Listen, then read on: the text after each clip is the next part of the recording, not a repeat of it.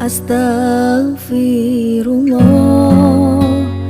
Wa ala alihi wa sahbihi wa mawalah wa la hawla wa la quwata illa billahi wa ba'du.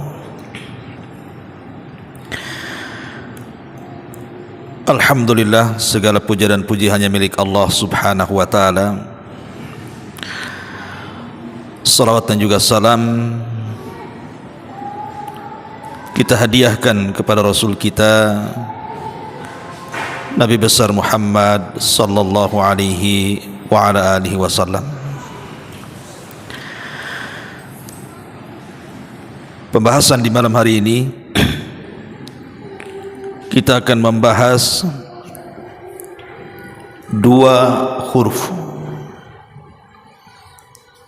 yang tidak boleh diucapkan manusia. Bukan dua kalimat, tapi dua huruf tidak boleh diucapkan manusia. Sebab kalau diucapkan sangat bahaya, bisa terjerumus kepada dosa. Apa dua huruf yang tidak boleh diucapkan oleh kita manusia? Ma'asyiral muslimin yang dimuliakan Allah subhanahu wa ta'ala, sebelum saya jelaskan dua huruf yang tidak boleh diucapkan ini,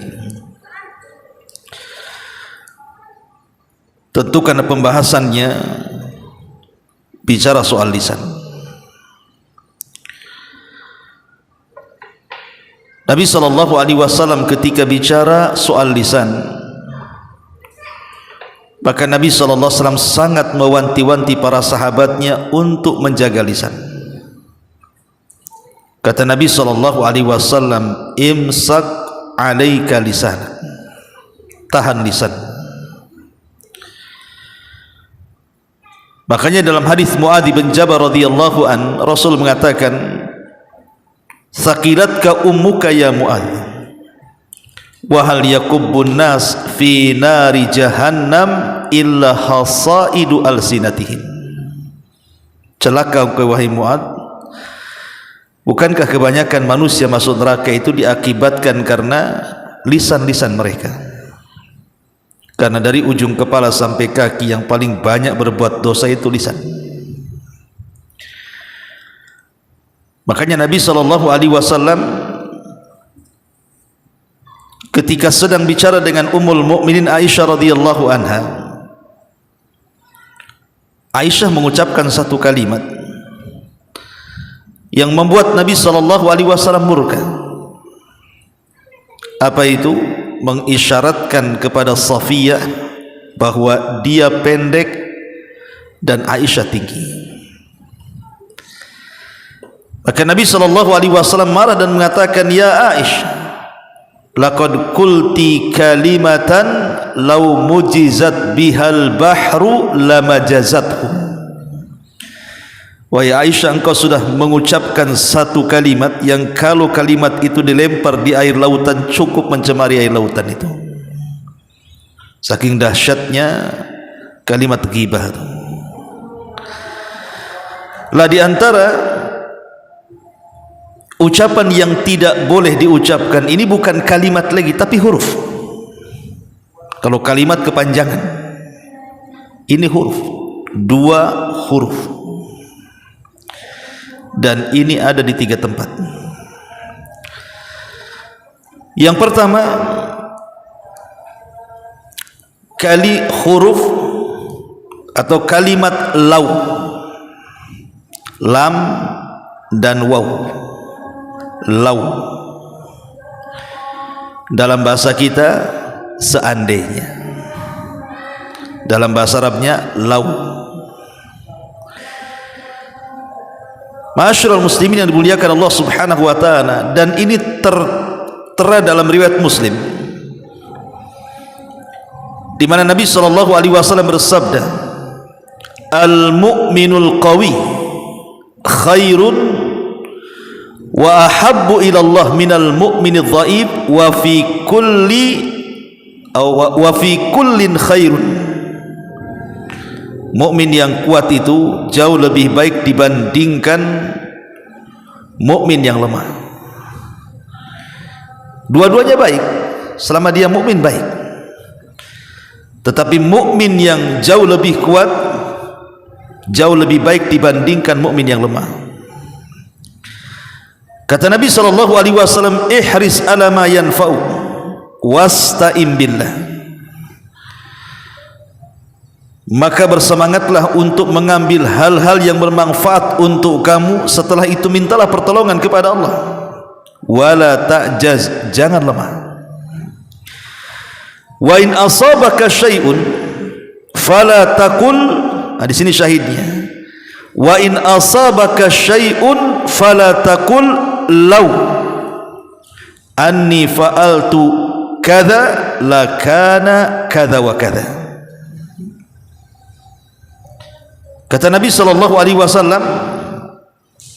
jika sesuatu menimpamu, jika ada musibah yang menimpamu, maka jangan katakan lau. Lihat di sini dua huruf, lam dan waw, dua huruf saja. Jangan katakan lau, andai kata. Kata Nabi SAW, fala taqul law anni fa'altu kadza lakana kadza wa kadza. Kalau aku melakukan perkara ini, tentu jadinya akan seperti ini dan seperti itu. Walakin, akan tetapi, qul qaddarallah wa ma syaa fa'al. Tapi katakanlah, semua sudah ditakdirkan Allah, dan yang Allah kehendaki pasti terjadi. Kenapa demikian? Fa inna law taftahu amal syaitan. Karena kalimat law seandainya itu bisa membuka amalan setan. Ma'asyiral muslimin yang dimuliakan Allah Subhanahu wa taala, sering di masyarakat dua huruf ini terucap, padahal dua huruf ini jangan sampai diucapkan seorang muslim, terutama kalau seandainya berkaitan dengan kematian, kemalangan, kebangkrutan, sakit parah dan begitu seterusnya. Biasanya kalimat ini muncul. Umpamanya, kalau saya tidak pergi, tentu tidak mungkin celaka. Kalau saya tidak menanam modal, tentu tidak bangkrut. Kalau seandainya saya tidak bawa dia ke rumah sakit, tentu dia tidak akan mati. Kalau seandainya saya tidak pergi lewat sini, tentu tidak akan jatuh. Kalau seandainya bukan karena dia, tentu begini dan begitu. Kalau bukan karena anjing tetangga, habislah rumah saya. Macam-macam kalimat ini sering terurai di masyarakat ini. Padahal ma'asyiral muslimin yang dimuliakan Allah Subhanahu wa taala, ini bukan kalimat biasa, ini kalimat setan. Ingat, kalimat lau seandainya itu bukan kalimat biasa, tapi ini kalimat syaitan. Makanya Rasulullah mengatakan apa? Fa inna lau taftahu amal syaitan. Karena kalimat lau seandainya itu membuka amalan setan. Jadi kalau seandainya kita ditimpa kemalangan ataupun musibah, maka setan akan datang kepada kita supaya mengucapkan lau tadi. Dan kalimat lau sendiri, kalau kita perhatikan ma'asyiral muslimin yang dimuliakan Allah Azza wa Jalla, satu, setan hendak memberikan keraguan-raguan kepada kita tentang takdir. Ini yang pertama. Kalau antum mengucapkan kalimat lau seandainya, hakikatnya setan itu sedang menanamkan kepada hati kita keraguan-raguan kepada takdir Allah. Semua ini di atas takdir, ikhwan. Pamannya antum jalan ke sebelah sini kemudian jatuh, itu sudah takdir Allah. Kalau seandainya kemudian ada saudara kita, kemudian dokter mengatakan mau dioperasi atau tidak, ya sudah dioperasi saja, kemudian mati, itu sudah takdir Allah. Jangan katakan tuh kan, coba kalau tidak dioperasi dia tidak mati. Kata siapa? Mati juga kalau sudah waktunya kan. Bukan masalah operasi atau tidak kematian itu. Idza jaa ajaluhu la yastakhiruna sa'ata wa la yastaqdimun. Lah kalau sudah waktu ajalnya datang, tidak mungkin maju, tidak mungkin mundur lah. Itu sudah takdir Allah Azza wa Jalla. Antum nanam modal bangkrut, takdir Allah. Jangan disalahkan, seandainya saya tidak nanam modal tidak bangkrut. Kata siapa? Bangkrut itu tidak mesti karena nanam modal, bisa saja karena hilang, dicuri, terbakar, kena musibah dan begitu seterusnya. Maka ini yang pertama, hati-hati kalimat lam waw ini, karena setan hendak menanamkan keraguan kepada takdir kita. Yang kedua, setan hendak menanamkan kesedihan kepada kita, karena kalimat lau ini membawa kesedihan nantinya kan. Seandainya saya tidak ke sana, tentu tidak seperti ini, sedih hatinya. Dan setan ini sengaja menanamkan kesedihan kepada kita supaya ditimbulkan penyesalan yang ujung-ujungnya nanti nolak takdir juga. Kemudian juga menanamkan penyesalan yang ketiga. Jadi menanamkan keraguan kepada takdir, menanamkan kesedihan, menanamkan penyesalan, bahkan juga menanamkan kemarahan. Kalau bukan karena dia, tentu saya enggak seperti ini. Marah dia kan begitu. Atau yang lebih parah, kalau itu konteksnya kematian, biasanya sampai menimbulkan niyaha, meraung-raung, memukul-mukul, mengguling-guling kan begitu. Dan intinya ini semua adalah permainan syaitan dan was-was syaitan. Itu intinya. Kalimat lau ini adalah permainan syaitan dan was-was syaitan, dan ini kalimat syaitan, jangan pernah diucap. Kalimat lam dan waw, bahasa kitanya seandainya, bila mana, andai kata, ya, itu sering terucap di masyarakat. Ma'asyiral muslimin yang dimuliakan Allah Azza wa Jalla, lalu apa sebagai pengganti lau? Maka Nabi SAW kasih solusi dengan kata-katanya, walakin kul qaddarallah wa ma syaa fa'al. Tapi katakanlah, qaddarallah, semua sudah takdir Allah. Kalau Allah berkehendak pasti terjadi. Kalau ada kematian, semua sudah takdir. Kalau ada kemalangan, semua sudah takdir. Kalau ada kebangkrutan, semua sudah takdir. Kalau ada kesakitan, semua sudah takdir. Kalau ada musibah, semua sudah takdir. Semua sudah takdir. Selesai. Kita sandarkan semua urusan kepada takdir Allah Subhanahu wa ta'ala. Karena menolak takdir ini bahaya, mempengaruhi keimanan kita. Karena di antara rukun iman itu antu'mina bil qadari khairihi wa syarri. Anda beriman dengan takdir, bukan yang baik saja, yang buruk pun harus diimani.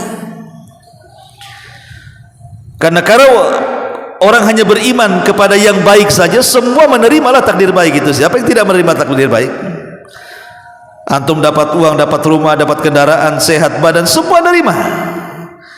Terkadang keimanan kepada takdir itu diuji ketika takdir Allah itu tidak baik kepada kita. Disitulah kita diuji keimanan kepada takdir itu, beriman atau tidak. Lah salah satunya kalimat lam dan waw ini jangan pernah diucap, karena ini hakikatnya Anda sedang ditanamkan keraguan-keraguan kepada takdir Allah. Ini yang pertama. Yang kedua, kalimat yang dua huruf yang tidak boleh diucapkan adalah kalimat alif dan fa. Uf. Kalimat uf, alif fa. Kalau tadi lam waw, sekarang alif fa, uf. Dan itu disebutkan di dalam surah Al-Isra ayat 23. Allah Subhanahu wa taala berfirman, wa qadha rabbuka alla ta'budu illa iyyah wa bil walidaini ihsana imma yablughannaka indakal kibara ahaduhuma aw kilahuma fala taqul lahuma, di sini syahidnya, fala taqul lahuma uff wala tanharhuma wa qul lahuma qawlan karima wahfid lahuma janaha dhulli minar rahmah wa qur rabbirhamhuma kama rabbayani saghira. Di sini Allah Subhanahu wa taala mengatakan wa qadha rabbuk, dan Rabbmu telah memerintahkan kamu alla ta'budu illa iyyah, agar jangan menyembah kecuali kepada Allah, wabil walidaini ihsana, dan berbuat baik kepada kedua orang tua. Dalam Al-Quran banyak disandingkan perintah tauhid dengan perintah birrul walidain. Bahkan Abdullah bin Abbas radhiyallahu anhuma mengatakan, ada dua perkara yang selalu disandingkan, dan itu ada di 3 tempat, dan tidak boleh dipisah satu dengan yang lainnya. Kalau dipisah satu dengan yang lainnya, maka kita belum sempurna melaksanakannya. Pertama, atiullaha wa atiur rasul, taati Allah, taati Rasul. Kalau orang hanya mentaati Allah dan tidak mentaati Rasul, belum taat kepada Allah. Kalau orang hanya mentaati Rasul tapi tidak taat kepada Allah, belum mentaati Allah. Harus dua-duanya. Yang kedua, aqimus shalah wa atuz zakah, laksanakan salat, tunaikan zakat. Kalau orang hanya salat tapi bakhil tidak mengeluarkan zakat, maka salatnya bermasalah. Kalau orang hanya zakat saja tapi meninggalkan salat, lebih bermasalah lagi. Maka dua-duanya lakukan. Dan yang ketiga, ayat ini. Ayat ini yang semakna dengan surah Luqman, anishkurli wali walidaika ilayyal masir, bersyukurlah akan nikmatku dan nikmat kedua orang tua. Kalau hanya bersyukur kepada nikmat Allah tapi belum bersyukur kepada orang tua, belum dikatakan syukur kepada Allah. Kalau hanya bersyukur kepada orang tua tapi tidak bersyukur kepada Allah, belum juga dikatakan syukur. Harus dua-duanya. Makanya dua kalimat ini selalu disandarkan dalam Quran. Seperti ayat ini, wa qadha rabbuka alla ta'budu illa iyyah wa bil walidaini ihsana, dan Rabbmu telah memerintahkan jangan sampai menyembah kecuali kepada Allah, dan berbuat baiklah kepada kedua orang tua. Imma yablughanna indakal kibar, terutama kalau seandainya orang tua itu sudah menginjak tua, maka Allah mengatakan salah satu dari keduanya atau dua-duanya. Kenapa kemudian Al-Quran mengisyaratkan apalagi kalau sudah tua kedua orang tua atau salah satu dari kedua orang tua kita itu? Karena biasanya orang kalau semakin tua itu akan kembali seperti anak kecil. Makanya Allah mengatakan la tarkabunna tabaqan an tabaq, engkau wahai manusia akan melalui tahapan demi tahapan. Ayat ini sebelumnya bicara tentang wal qamari idza tasak, demi bulan apabila terang. Kemudian Allah mengatakan la tarkabunna tabaqan an tabaq. Kita lihat bulan di tanggal 1 kecil, kemudian membesar tanggal 2, tanggal 3, sampai puncaknya di tanggal 15, kemudian mengecil sampai di tanggal 29, bahkan tidak kelihatan. Begitulah perjalanan manusia, mulai dari kecil, kemudian remaja, dewasa, kemudian kuat, kemudian mulai lagi melemah, dan begitu seterusnya, dan semua pasti akan melewatinya. Makanya Allah ingatkan nih, apabila punya orang tua yang sudah tua, ingat mereka seperti anak-anak, harus ekstra sabar. Makanya sering saya katakan ikhwan, kalau antum disuruh merawat 2 orang sama-sama tidak berakal ya, satu anak kecil, satu orang tua, satu orang tua pikun, kan gak berakal juga tuh ya. Satu anak kecil, masih enak mana? Sama-sama tabrakan, masih anak-anak kecil kita ngerawat, masih ada lucu-lucunya lah. ada ketawa-ketawanya. Merawat orang tua mana ada lucu-lucunya? Nggak ada. Antum kena hantam aja sama orang tua. Gitu kan, nggak ada ceritanya ya. Tapi memang harus dirawat. Datang seseorang kepada Umar bin Khattab radhiyallahu anhu, ya Amirul Mukminin, aku sudah melakukan kepada orang tuaku sebagaimana orang tuaku telah melakukan kepadaku sejak kecil. Kalau aku di waktu kecil disuapi, sekarang kusuapi dia. Kalau aku di waktu kecil diminumi, aku sekarang yang memberikan minum kepadanya. Kalau aku di waktu kecil menceboki, aku sekarang ku ceboki dia. Kalau aku di waktu kecil memakaikan baju, sekarang ku pakaikan baju kepada dia. Apa yang dia lakukan kepada aku, sekarang ku lakukan kepadanya. Apakah sudah sebanding? Kata Umar, tidak. Belum ada apa-apanya, kata Umar. Walaupun kau melakukan hal yang sama. Kenapa? Maka Umar mengatakan, karena ketika orang tua merawat kamu, kemudian kau sakit, maka orang tuamu mengharapkan kehidupanmu. Tapi ketika engkau merawat orang tuamu, kemudian orang tuamu sakit, pasti kau mengharapkan kematiannya. Itulah bedanya ya. Kalau orang tua merawat anak, diharapkan kehidupannya, jangan sampailah anak ini mati.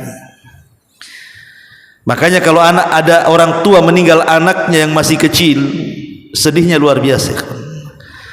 Tapi kalau anak kemudian melihat orang tuanya sakit kemudian meninggal, paling tinggi ngomong, sudah waktunya, sudah waktunya, sudah tua. Tidak ada terus sedih-sedihnya sehari aja, besoknya cari berangkas mana sertifikat rumah. Kata. Subhanallah. Ma'asyiral muslimin yang dimuliakan Allah Azza wa Jalla. Kemudian Allah mengatakan, kalau seandainya orang tua kita sudah tua atau salah satu dari keduanya sudah tua, fala taqul lahuma uff. Nah, di sini syahidnya, jangan katakan huruf alif dan fa. Uff. Ya, bahasa kitanya bahasa Arabnya uff. Enggak boleh. Ya, kita mengeluarkan kalimat uff, kalimat nanti saja. Karena sering kita kan, ahnya saja belum kalimat nanti sajanya itu sudah masalah. Tolonglah antar ibu, nanti saja. Ahnya itu yang masalah tuh, bukan kalimat nanti sajanya tuh. Itu dua huruf tuh. Kan juga sama bahasa Arabnya uff. Kalau bahasa Indonesianya berapa? Juga lah dua huruf lah kan itu. Dengan ha. Kemudian Allah mengatakan wala tanharhuma wa qul lahuma qaulan karima. Apalagi mengatakan saja tidak boleh, apalagi sampai membentaknya. Tapi katakan keduanya kalimat yang lembut. Kata Hasan al-Basri, Husain ibn Ali radhiyallahu anhu. Husain putra Ali radhiyallahu anhu mengatakan, ketika memberikan catatan kepada ayat ini, "Lau alimallahu syai'an minal uquqi adna minal uf la harramahu." Apa kata Husain ibn Ali? Kalau Allah tahu ada kalimat yang lebih pendek dari kata-kata yang di dalamnya isinya mendurhakai orang tua, pasti Allah sudah haramkan. Jadi kalau ada kalimat yang lebih pendek dari kalimat dua huruf ini dan isinya mendurhakai orang tua, pasti Allah sudah haramkan. Tapi enggak ada, ini paling pendek ini ya. Makanya jangan biasakan mengucap kalimat tuh. Nanti saja, nantilah, ini bahaya kalimat ini, karena ini bagian daripada ukuk. Ukuk itu durhaka kepada orang tua. Bayangkan, aja bisa dijadikan ukuk tuh. Dan Nabi SAW mengatakan, maukah ku habarkan kepada kalian dosa yang paling besar? Maka sahabat mengatakan, tentu wahai Rasul. Kata Rasul, al-isyraqu billah, melakukan kesyirikan kepada Allah, wa uququl walidain, dan durhaka kepada orang tua. Salah satu bentuk durhaka dengan ucapan adalah dengan mengeluarkan dua huruf alif dan fa. Bahasa kitanya maka hati-hati. Dan pembahasan uququl walidain tentu panjang, karena Abdullah bin Abbas radhiyallahu anhu pernah ditanya, Wahai Ibnu Abbas, apa yang dimaksud dengan birrul walidain? Berbuat baik kepada orang tua. Kata Ibnu Abbas, ini pembahasan panjang, tidak bisa saya jelaskan. Kemudian orang ini mengatakan, oke, kalau begitu apa yang dimaksud dengan uququl walidain? Durhaka kepada orang tua.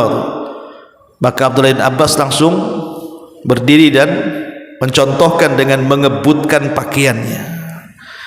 Kata Abdullah bin Abbas, kalau seandainya di pakaian ini ada debu, kemudian ku kebutkan, debunya melayang ke muka orang tua, maka itulah uququl walidain, katanya. Bayangkan, hanya itu saja. Makanya hati-hati kalau orang tua ada di ruang tengah, kita lagi nyapu, itu kan, izin dulu, kita tidak tahu ada debu banyak, kan itu. Nah, orang tua kita ini enggak sengaja sapunya ke orang tua. Subhanallah, durhaka. Ya. Ma'asyiral muslimin yang dimuliakan Allah Azza wa Jalla, ini yang kedua, ini pembahasannya panjang. Lalu apa pengganti uf? Kalau begitu, di sini Allah kasih solusi. Jangan katakan kalimat tetapi wa qul lahuma qaulan karima. Sebagai pengganti uf, katakan kepada kedua orang tuamu perkataan yang lembut, yang santun. Pokoknya jangan ucapkan kalimat nanti, itu yang bahaya. Stop kalimat itu. Taib, ini yang kedua. Dan yang terakhir adalah dua huruf yang terucap ketika salat tanpa ada hajat, seperti ab, nah itu ya. Ab, bapak bahasa kitanya, alif dan ba. Alif dan kho, saudara. Alif dan mim, ibu, gitu ya. Atau apalah, pokoknya dua huruf yang keluar ketika sholat dan tidak ada hajat. Memang terjadi silang pendapat di antara para ulama. Di antaranya disebutkan oleh hadis Zaid bin Arqam radhiyallahu anhu. Dia mengatakan, kunna natakallam fi salati. Kata Zaid bin Arqam, dulu kami ketika belum ada larangan bicara dalam solat, biasa kami bicara dalam solat. Jadi solat sambil ngobrol biasa, itu permulaan solat. Allahu Akbar. Gimana? Biasalah itu. Kita habis solat kemana? Itu awal solat. Awal diwajibkan solat, kata siapa? Kata Zaid bin Arqam ini. Kunna natakallam fi salat. Kami biasa bicara dengan salat. Yukallimur rajulu sahibahu wa huwa ila jambihi fi salati. Biasa seseorang ngomong sama kawan sebelah kiri kanannya. Hatta nazalat, sampai turun ayat. Wa qumu lillahi qanitin. Wa qumu lillahi qanitin. Maka berdirilah menghadap Allah qanitin, dengan betul-betul qanit, penuh dengan ketaatan, kehusyuan, ketenangan. Maka setelah ayat ini turun, fa amarana bis suquti wa nuhina anil kalam. Maka kami diperintah untuk diam dan kami tidak boleh bicara, kecuali memang bicaranya yang diperintahkan dalam salat. Dari sini kita tahu bahwa orang salat tidak boleh ngomong.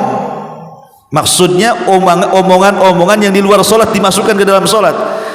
Nah, tapi kalau omongan yang harus diucapkan dalam salat, ya harus ngomong lah, kan itu. Baca subhan rabbiyal a'la, subhan rabbil azim, Allahu akbar, itu kan omongan juga, tapi memang dianjurkan dalam salat. Termasuk juga hadis Muawiyah ibn Hakam as-Sulami. Muawiyah ibn Hakam as-Sulami radhiyallahu anhu. Apa kata beliau? Baina ana usalli ma'a Rasul. Ketika aku salat bersama Rasul. Idza atasa rajulun minal qaum. Tiba-tiba di sebelah ada orang bersin. Kemudian fakultu yarhamukallah, refleks dia, ya, langsung ngomong yarhamukallah. Maka faramanil qaum bi absarihim, semua manusia menatap aku, katanya. Kata Muawiyah ibn Abil Hakam ini, gara-gara dia menjawab orang bersin ketika sholat. Haji yarhamukallah, semua orang menatap dia, cuman dia yang menjawab, kan. Jadi marahlah ini Muawiyah ibn Hakam as-Sulami ini kepada teman-teman yang menatap dia dalam salat itu dan mengatakan, celaka kalian, masya'nukum tangduruna ilayya, apa urusan kalian mandang-mandang aku, katanya. Marah dia, kenapa kalian mandang-mandang aku, katanya kan, urus diri kalian sendiri gitu. Tapi sahabat yang memandang justru menepuk-nepuk tangan mereka, suruh diam gitu maksudnya. Ya, diam, kalau malah ngomong lagi. Sudah menjawab orang bersin gitu ya, sekarang dia marah lagi, kenapa kau lihat aku, katanya kan. Sahabat gak ada yang bicara, cuman disyaratkan suruh diam. Maka ketika selesai sholat, Nabi SAW kemudian datang memberitahu dengan lembutnya. Nabi SAW mengatakan, inna hadhihi shalah la yasluhu fihi syai'un min kalamin nas. Ingat, salat ini wahai Muawiyah, tidak boleh ada ucapan manusia di dalamnya. Innama huwa tasbih wa takbir wa qiraatil Quran. Salat itu isinya kalau enggak tasbih, takbir, baca Quran. Enggak ada ucapan orang di dalam salatnya. Dari sini ma'asyiral muslimin, jumhurul ulama, jumhurul fuqaha jumhur para ulama fikih mengatakan, seperti madhab Hanafi, madhab Syafi'i, madhab Hambali, tiga madhab ini mengatakan annal kalama annal kalamal mubtila lis-salati man tudhima minhu harfani atau man tadhama minhu harfani fasaida li'annal harfaini yakunani kalimatun ka'ab wa akh wa Maka jumhur fuqaha seperti Hanafiyah, Syafi'iyah dan Hambaliyah mengatakan bahwa ucapan yang membatalkan salat itu sesuatu yang terangkai dengan dua huruf, sesuatu yang terangkai dengan dua huruf ke atas. Kenapa? Karena dua huruf itu sudah dianggap kalimat, seperti ab, bapak, ibu, saudara, itu kalimat namanya. Ya, jadi ini bisa membatalkan sholat, kecuali kata ulama, kecuali kalau karena ada hajat kebutuhan, seperti umpamanya orang sholat kemudian menangis, dia mungkin lewat ayat-ayat soal neraka, azab dan begitu seterusnya, akhirnya ketakutan kemudian dia menangis. Kan terkadang menangis ini mengeluarkan lebih daripada beberapa huruf tuh, maka tidak mengapa. Kenapa? Karena Umar bin Khattab radhiyallahu an pernah menangis sampai tersedak tangisannya. Bahkan Rasul juga sahabat pernah menangis. Bahkan Abu Bakar juga pernah menangis. Ataupun ucapan yang memang karena sebuah darurat, itu lain ya, karena sebuah darurat yang harus diucapkan gitu ya.